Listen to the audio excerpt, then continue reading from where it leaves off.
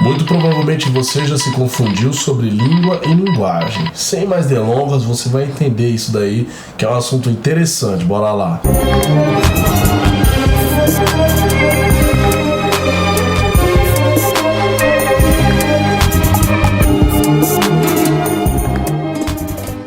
Salve, meus queridos, bora lá. Língua e linguagem, qual que é a questão aqui? São termos iguais? Não. A língua, ela está dentro da linguagem, são duas coisas diferentes. E explicar pra você cada um desses, meu velho.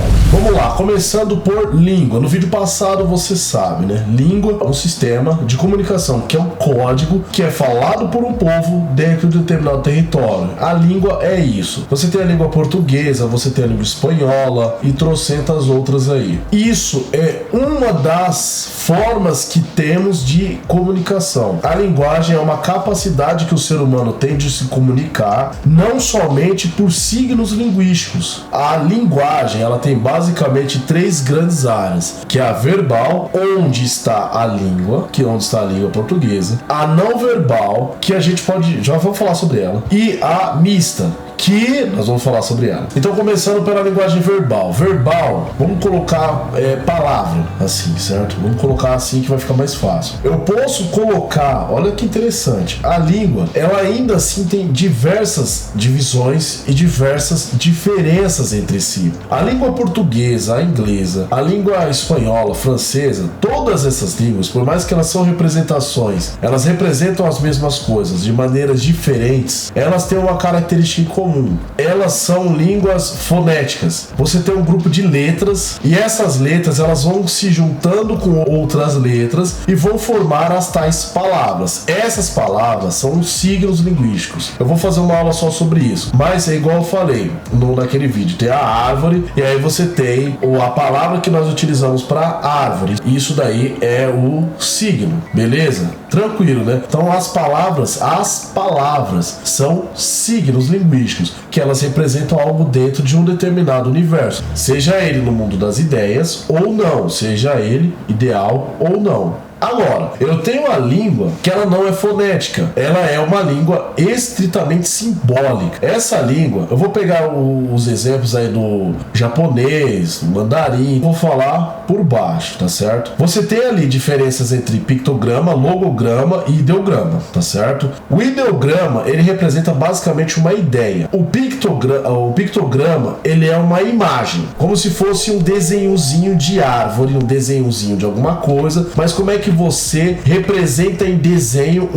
algo abstrato? Então esse é o ideograma. Como é que é fácil você fazer lá algo parecido com árvore e o leitor vai entender que aquilo é árvore, é casa, rua. E como é que você representa alto? Como é que você representa baixo? Entendeu? Você está representando uma ideia e nesse conceito é um ideograma. Então essa é uma diferença crucial entre línguas, é a forma de representação que as línguas têm de representar o mundo.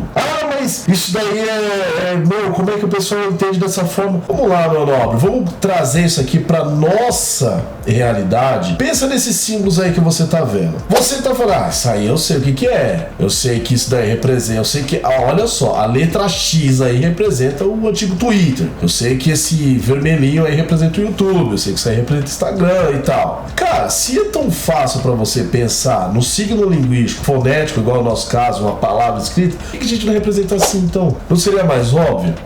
Mas é que... Não, percebe? Você percebe que o assunto é mais profundo? Então você consegue identificar o porquê que eles utilizam dessa forma. Então vamos já pegando embargo nisso aí. O que é a linguagem não verbal? É a linguagem que não utiliza palavras. É uma linguagem que você vai ter desenhos, gestos, você vai ter aí... No quesito gesto, você tem a dança, por exemplo. O teatro faz a utilização disso. Teatro é misto, né? Teatro faz a linguagem verbal e não verbal. Mas você vai ter o desenho, você vai ter a pintura, você vai ter a linguagem, a comunicação de fumaça, os sinais de trânsito. Pensa comigo, imagina você, meu nobre, quando você pegar aí a tua caminhonete de luxo e você for fazer um passeio aí, sei lá, pelo Pantanal, e você tá pegando ali a rodovia, você tá chegando no local e você vê as seguintes placas. É mais fácil de você identificar que é um animal silvestre na pista, você vendo essas placas, ou é mais fácil que tivesse escrito Jaratataca, que tivesse escrito Tamanduá bandeira ou tamanduá mirim.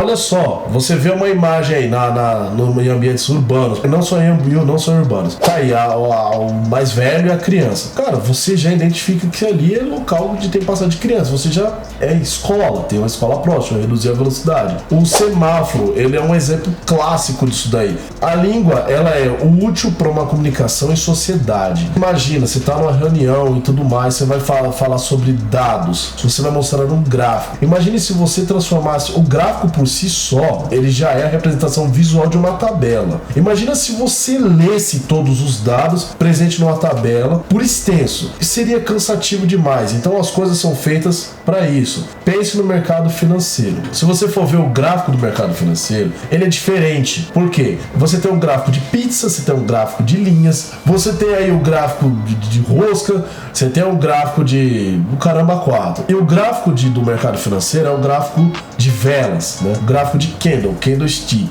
E um candle, cada candle, ele tem uma informação. Você vê lá aqueles tracinhos, ó, o vermelho, o verde da subindo, descendo. O que cada candle daquele representa? Abertura, fechamento, máxima e mínima. Imagina para um cara, né, que vai comprar uma ação, que vai fazer um trade, sei lá o que for, ele vai lá tal, ele olha cada um desses, se tivesse escrito abertura, fechamento, máximo e mínimo, o outro, abertura, fechamento, máximo e mínimo, e ainda te adianta, o Enem ele cobra essas coisas porque você está rodeado delas, às vezes você só não percebeu. E agora vamos falar da linguagem mista. Linguagem mista, ela é mista.